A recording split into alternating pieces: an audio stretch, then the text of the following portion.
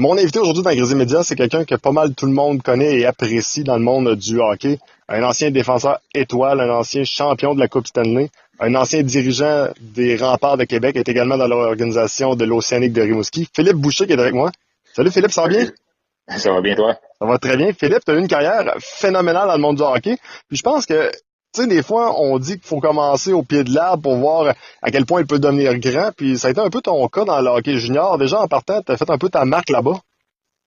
Oui, peut-être. Ben, moi, ça a commencé tranquillement sur la Rive-Sud de Québec, là, dans le hockey mineur. Je joue beaucoup dans le 2C, dans le local, un petit peu de A sur la Rive-Sud. Puis, moi, ça s'est passé vraiment, là, Bantam 2A, puis Media 3A, que j'ai commencé sur une lancée, si tu veux, que je me suis exprimé, puis ça a très bien continué dans le junior pour être un choix de première ronde avec les Sables de Buffalo, là. Est-ce qu'il y a un entraîneur ou une personne influente qui t'a permis justement de connaître ce grand saut-là? Ben, il y en a plusieurs, je pense que c'est important. Écoute, mon père a joué un rôle majeur quand j'étais très jeune, c'est lui qui m'a aidé dans le hockey, Jean-Pierre Lamontagne.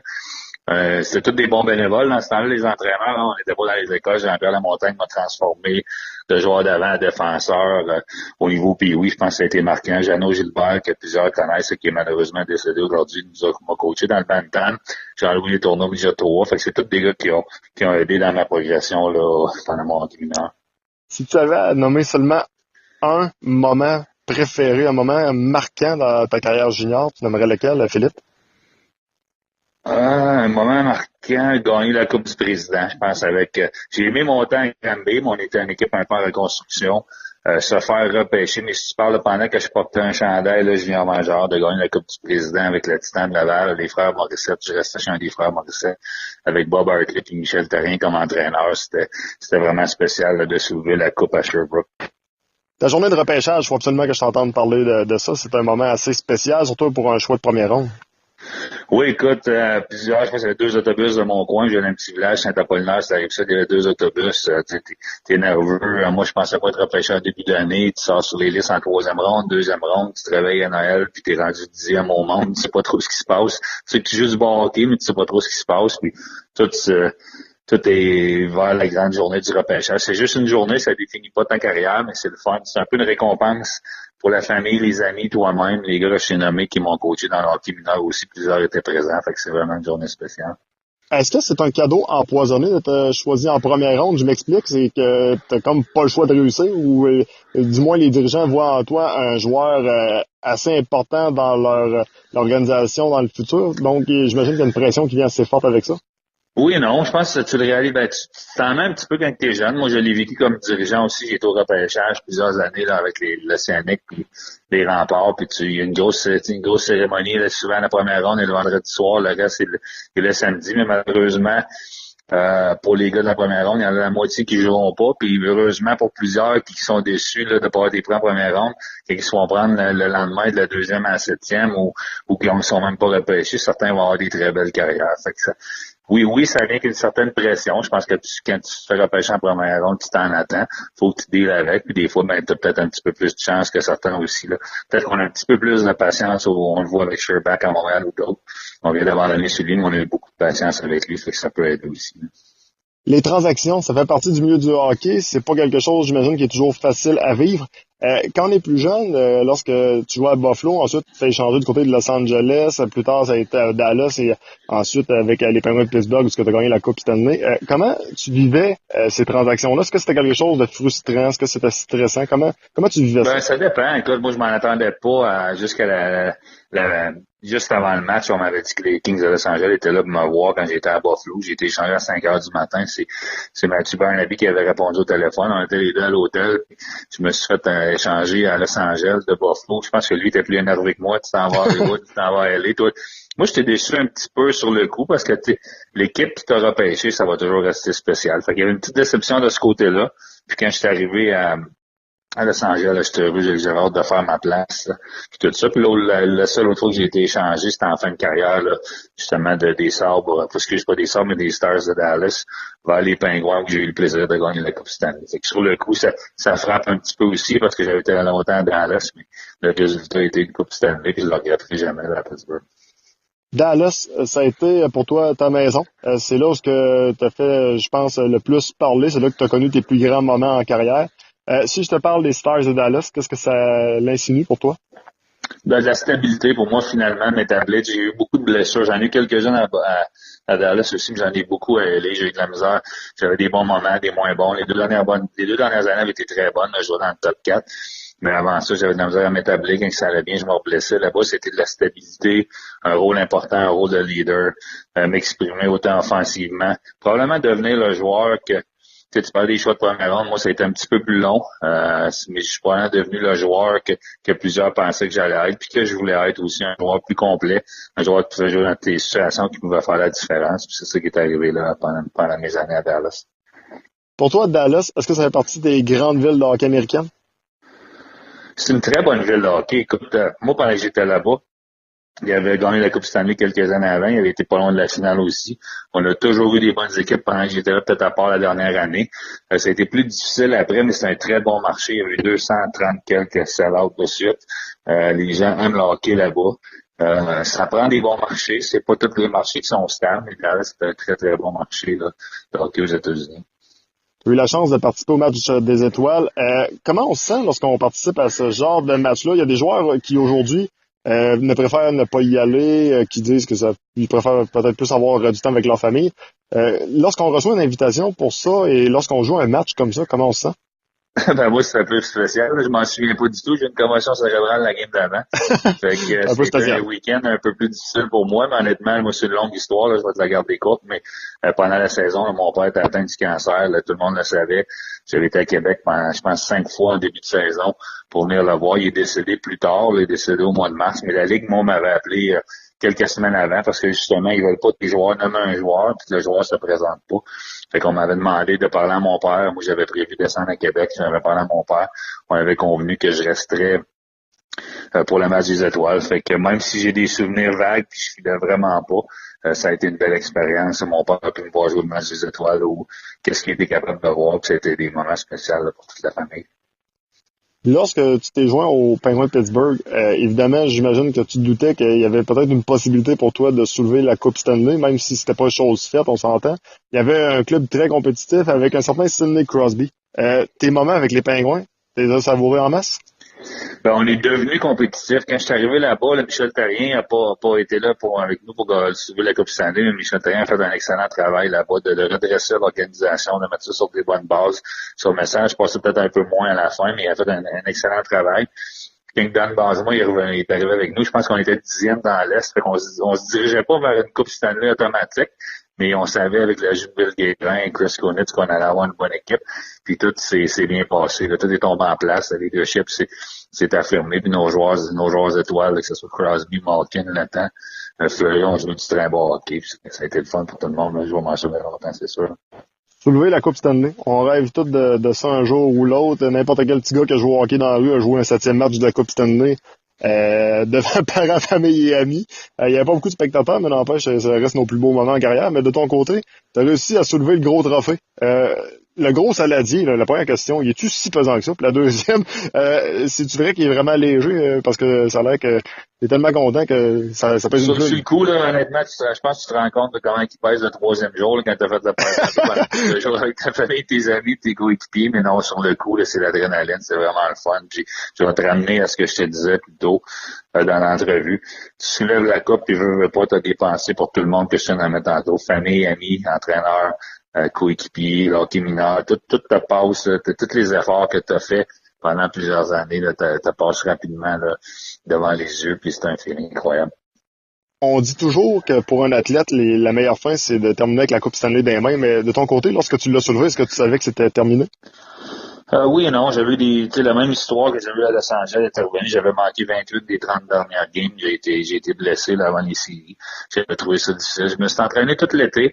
Mais Matthew Barnaby, justement, que je t'ai parlé, il était dans les médias. Je sais pas, plutôt, il était dans les médias. J'avais pris une bière avec lui dans la chambre. Puis après la game, pendant les festivités. Puis j'étais 50-50, honnêtement. Je me suis entraîné, je lui avais dit. Je me suis entraîné tout l'été comme si j'allais jouer. J'ai accepté un contrat des Pingouins à la fin août. Mais quelques jours après, là, j'ai décidé d'accrocher mes patins. Là.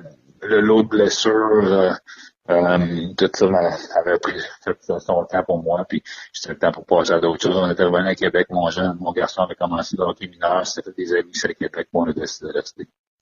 Est-ce que ça a été difficile à prendre comme décision? Parce que oui, on parle de blessures, mais si c'était pas des blessures, j'ai l'impression que tu aurais aimé ça continuer. Oui, c'est une décision très difficile, mais elle s'est prise toute seule. Tu sais, de gagner a sûrement aidé. Là, quand des fois je vais au Max Talbot, là, je le remercie. Je suis au Max Talbot 2, Red Wings 0. Là, c'est lui qui a marqué le but Game 7. Fait que je le remercie pour le beau cadeau que j'ai à la maison, la belle bague. Mais ça l'a aidé un petit peu de voir mon garçon avoir du fun au hockey. Vraiment, là, c'est de le regarder jouer une game hors concours dans le pays. Il me disait, je vais peut-être avoir plus de fun à le regarder que moi-même à jouer. Qu'est-ce qui était difficile, c'est j'ai pris ma retraite. Je pense que le lundi, je l'annonce au Pingouin. On l'a fait médiatiquement parlant avec notre remise de Pat Brisson le jeudi. Puis en envoyant le communiqué de presse, j'ai eu un offre de 2 ans avec une autre équipe. J'y ai pensé honnêtement, mais je voulais pas prendre ma retraite pour sortir de la retraite le même jour. Fait que je regrette pas, là, mais c'est sûr, comme Pat me disait, Phil, pense comme il faut, t'as juste 36, c'est pas un an que tu dis non, c'est 2, puis 3, puis 4 ans, mais je suis quand même à l'aise avec mes décisions, puis j'ai quand même fait des choses qui sont intéressantes à ma carrière. Comment les enfants voient Philippe Boucher? Parce que, veux pas, oui, c'est papa, mais c'est aussi un ancien joueur de la Ligue nationale. Il faudrait leur demander, mais je sais que comme, l'année passée, j'étais avec les Remparts comme entraîneur, ma fille, elle voulait pas que j'arrête. Quand j'y vois, il voulait pas que j'arrête non plus. Je pense que c'était le fun pour moi. J'ai eu mon garçon à 24 ans, là, Mathieu, vu les 7 games de la Coupe Stanley, de la finale, pouvait patiner avec Crosby, Malkin, a été dans la chambre avec moi. Il a pu vivre ça, c'est des souvenirs qui étaient assez vifs, ce souvenir. Parce qu'on voulait tout que ça continue, mais pour moi, c'était temps d'arrêter. C'est le fun. Je pense que ça peut servir de motivation. Mon garçon joue au hockey présentement à l'Université de Nouveau-Brunswick, déjà pour les Remparts, puis il veut faire un joueur de hockey, puis ma fille est motivée dans ses propres sports, puis à l'école, tout ça pour réussir. Puis je pense que c'est un peu comme ça qu'ils ont vu ça. Pour moi, ton parcours avec les Remparts comme entraîneur se résume à une superbe photo. C'est ton dernier match l'an passé avec les Remparts. C'était également le dernier match de ton garçon avec les Remparts où vous avez fait une superbe accolade. C'est mon ami Jonathan Roy qui avait pris la photo. J'avais trouvé ça assez émouvant de voir la photo. Je pense que ça résume un peu bien ton parcours avec les Remparts. Vous êtes donné corps et âme pour je dirais pour ce club-là, pour cette ville-là. Vous avez fait du mieux que vous avez pu. Puis on pourrait dire que c'était une team de boucher. Ben, écoute, c'est arrivé comme ça. C'était pas prévu quand je suis arrivé avec les Remparts, mais tu sais, je pense qu'on l'a vu les deux de cette manière-là. Puis c'est comme ça, faut que tu vois. C'est un privilège pour moi de travailler avec les Remparts de Québec. Tu sais, souvent, on a l'impression, on repêche des jeunes qui ont l'impression de te faire une faveur de venir jouer pour toi, mais à l'inverse, moi, c'est un privilège. Je pense que plusieurs le comprennent. Là, c'est un privilège qu'on a pour jouer pour les Remparts, de coacher pour les Remparts dans une si grande organisation. Puis moi, je l'ai vu comme ça. J'ai été privilégié de le faire pendant 5 ans. Mon garçon, la même chose, il était capitaine des Remparts, privilégié d'avoir joué pour les Remparts. Il est allé les voir jouer hier soir, il va toujours être tatoué Remparts à vie. Puis je pense qu'on a le même feeling de ce côté-là. Ton parcours dans le hockey junior, t'as eu quand même 2-3 têtes. T'as eu la tête d'entraîneur-chef, t'as eu la tête également de directeur général, t'as eu la tête de papa entraîneur également. Comment tu résumerais ton parcours au premier, deuxième et troisième étage, comme on pourrait dire? Ben, j'ai adoré. Écoute, j'ai vraiment aimé mon temps. Moi, c'est arrivé par Adon, là. C'est Jacques Tanguay qui voyait que je faisais des médias qui était impliqué. J'ai été impliqué dans puis André Jolicoeur, là, qui m'ont parlé en premier. J'ai été impliqué dans le Hockey Québec, dans le Bantam. Il était curieux de savoir pourquoi. J'ai rencontré André Jolicoeur pour le Scénic de Rimouski, M. Tanguay. Puis moi, c'était d'ordonner. J'ai été privilégié de faire du hockey. C'est ma passion. C'est encore ma passion. Puis c'était d'ordonner un petit peu de mon savoir-faire ou de mon expérience, si tu veux, plus. Puis c'était d'apprendre d'apporter d'autres chapeaux, comme tu as dit tantôt. Puis j'ai adoré celui de DG. J'ai aimé mon temps à Rimouski. Côté entraîneur, j'avais peu d'expérience. J'en avais un petit peu dans le hockey mineur, puis j'ai adoré ça. J'ai aussi aimé avoir les deux jobs, c'est le fun, d'être en contrôle d'une organisation. Le vivre aux 24 heures sur 24, 7 jours sur 7, pour 165 jours par année, parce que c'est ça être coach DG dans les juniors du Québec, j'ai vraiment apprécié aussi. Là. Est-ce que c'est rough pour le corps? Oui. Ben, le corps, là, c'est joué qui était rough sur le corps, là. Je vais me faire opérer un œil, lundi, justement, d'urgence, puis je vais me faire opérer un genou après Noël, puis ça fait 10 ans que j'ai arrêté, là, mais, être coach DG, c'est extrêmement exigeant, surtout quand t'as la Coupe Memorial, là, ça a été des années difficiles, extrêmement exigeantes, mais écoute, j'ai adoré ça, j'ai regrette à rien, puis j'ai fait mon possible, puis je suis fier de mon parcours avec le Scénic et les Remparts. Tu signes présentement des chroniques sur NHL.com. C'est un nouveau pas pour toi, on pourrait dire ça comme ça. Comment tu trouves ça? Oui, j'aime ça. Robert Laflamme en avait parlé un petit peu, là. C'est signé par Robert Laflamme aussi, là. Si avec lui je fais ça, c'est toujours comme ça que ça fonctionne. Puis il me l'avait demandé il y a quelques années, c'était impossible pour moi. J'aime ça. Ça me permet de suivre le hockey, de donner mon opinion, comme je viens de dire, là, dans tes questions précédentes, là, c'est le hockey, c'est ma passion, c'est encore ma passion. Où ça va mener, est-ce que ça va me ramener derrière ça? C'est sûr que ça me ramènera pas comme joueur, là.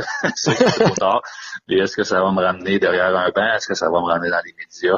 Présentement, je suis plus en pause, mais un article par semaine, j'aime ça. Je fais aussi des chroniques à Montréal au 91.9, 2 fois par semaine. Ça me permet de suivre les activités de la Ligue nationale, un sport que j'aime, puis on verra où ça va mener.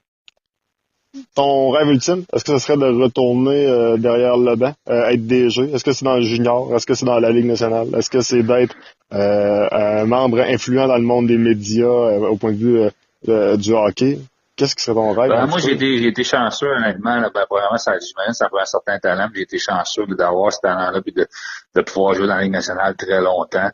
Après ça, j'ai jamais envoyé de CV pour être à Rimouski ni à Québec. J'ai eu des bonnes offres qui m'ont fait passer cette année incroyable dans le hockey. Puis présentement, je suis plus en pause. J'ai besoin de prendre une pause. Avec ma copine, j'ai voyagé beaucoup dernièrement, des choses que j'avais pas pu faire avec mes chums de golf. J'ai fait 2 voyages de golf là, pendant qu'il tombait de la neige à Québec. C'est quelque chose que j'ai jamais pu faire dans les 20 dernières années. Puis je suis convaincu que dans la prochaine année, je vais soit trouver quelque chose qui m'intéresse ou je vais avoir un appel comme j'ai eu par le passé, puis je vais m'accomplir dans ça. Mais présentement, je suis pas à la recherche d'un rien. Bon, dernière question d'entrevue, c'est la question la plus difficile. Je m'excuse, peut-être ta copine d'avance pour cette question-là. Ton premier amour fut probablement le hockey. Ton dernier amour, est-ce que ce sera encore une fois le hockey? L'autre, elle va-tu nous écouter, je sais pas. Ben, ça va être faire du hockey avec elle, peut-être, je sais pas, ou elle me supportait. On est ensemble depuis 1 an, puis elle a pas vraiment participé là au bout que j'ai joué au hockey. Elle s'informe beaucoup, elle aime ça en savoir un petit peu plus. Fait que peut-être faire du hockey avec elle à mes côtés, ça pourrait être ça. Philippe Boucher, un gros merci pour ton temps. Félicitations pour ta carrière. Puis je pense que tu peux être un modèle et quelqu'un de très inspirant, autant pour un jeune joueur de hockey que pour quelqu'un qui a tout simplement voulu croire en son rêve. Merci beaucoup, très gentil.